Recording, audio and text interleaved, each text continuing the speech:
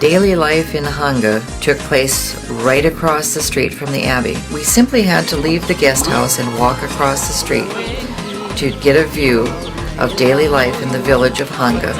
The villagers are happy to see the chickens eat the termites, which we noticed eat the wooden door frame, which may be the reason that the local walls, houses, and buildings are made of fired brick from the local red clay.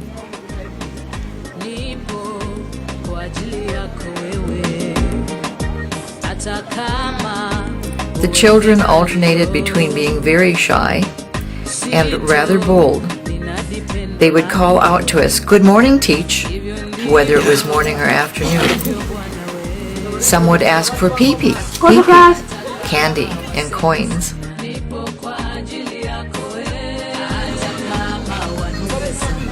The dried fish come from Lake Nyasa and are quite a treat.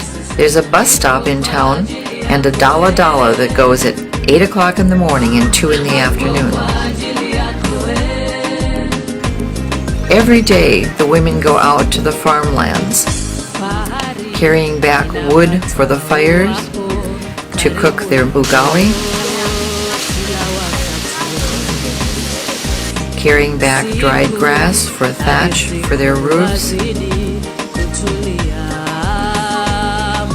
and on occasion running into a snake in the field.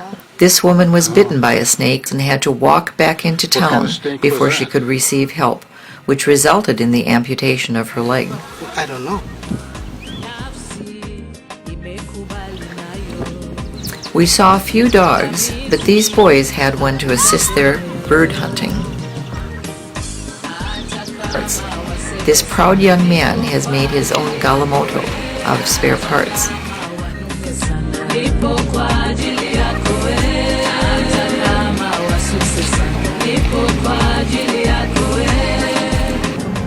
The scooters are homemade from wood.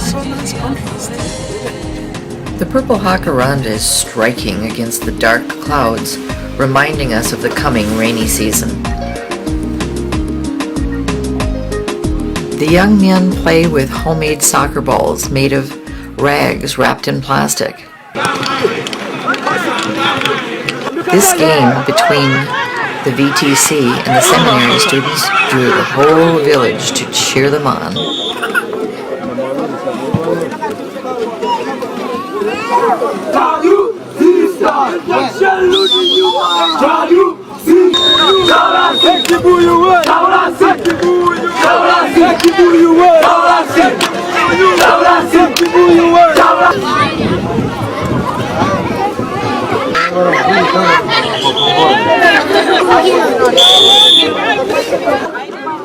Local business was evidenced with the sale of sugar cane, with the vendors selling cigarettes one at a time, with a variety of hairstyles that are done by one of the women in town. While some of the adults assumed that we were Germans, the children were simply curious. Some of the young boys sidled up to Mark to feel the hair on his legs and then pull up their pant legs to see if they had any hair. That's a pretty deep hole. The next afternoon, Mark accompanied some of the local men to a mining area. Quartz and mica are commonly found in the soil. They were digging for beryl and aquamarine.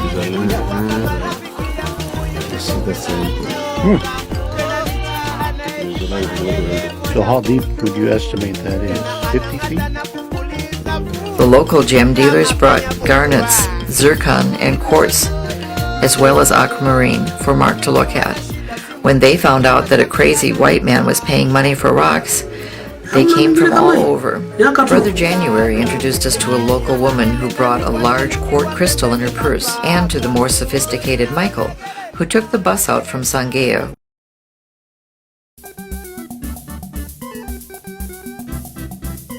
While some of the locals may be unaware of the value of the local gemstones, most are unaware that the children are the precious keys to their future.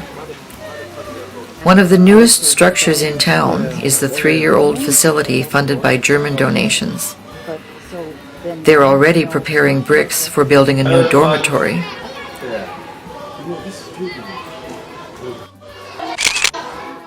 The principal, Brother Castor, who came from administrating the water bottling plant, is a good example of serving where needed. He was very proud of his staff, who are paid about $50 a month. We were told that the children are Catholic, Muslim, pagan, and Lutheran, and then allowed to bless them by saying Jesu anakupenda, Jesus loves you. There are 33 day students from the village, 130 boarding students, ages 5 and up, whose parents are allowed to visit them the first Saturday of every month, and 26 of the children are orphans. Because of the poverty level, the school receives only about 2/3 of the tuition to support the children and feed them and clothe them.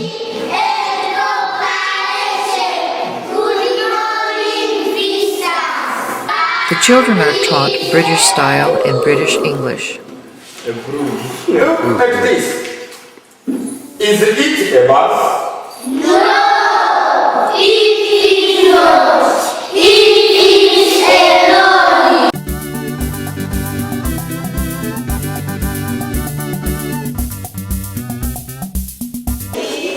I taught them how to sing praises and created utter chaos, in the midst of which they spontaneously began singing back to us, Jesus, come and take us to heaven now.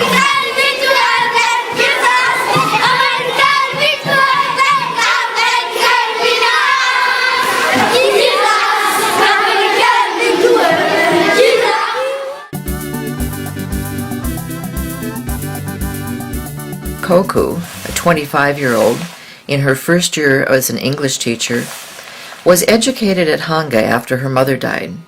She's repaying them by teaching there even though the salary is low.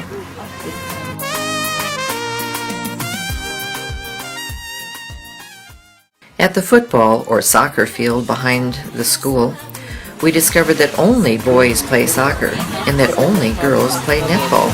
Oh, it's too expensive for transport. It's expensive. We visited Teacher Koku's classroom and learned a lot from the questions. We were asked, how do you eat if you don't have a shamba or farm? They were very surprised at the choices of foods that we have. Why do poor Africans have so many children and wealthy Americans have so few? 2 girls stopped to visit with me. I asked if they had ever had a doll. They had no understanding of the term, and we all laughed when we realized that when you have a real baby on your back by the time you're 4 or 5, you don't need a pretend baby. The bit text Song of Luino is a powerful 40-year-old text contrasting traditional and modern lifestyles, dramatically illustrated by Frank Horley.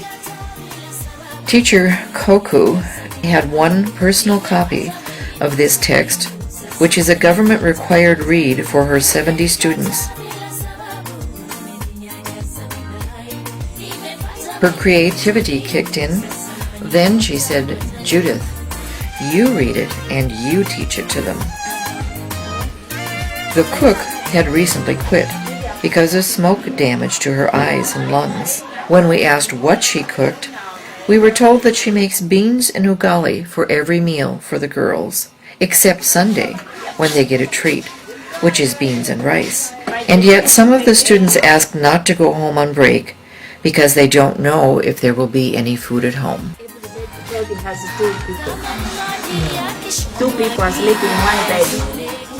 Oh, so there are 24 beds, so that's 48 girls Yes, in one room. yes. In this room.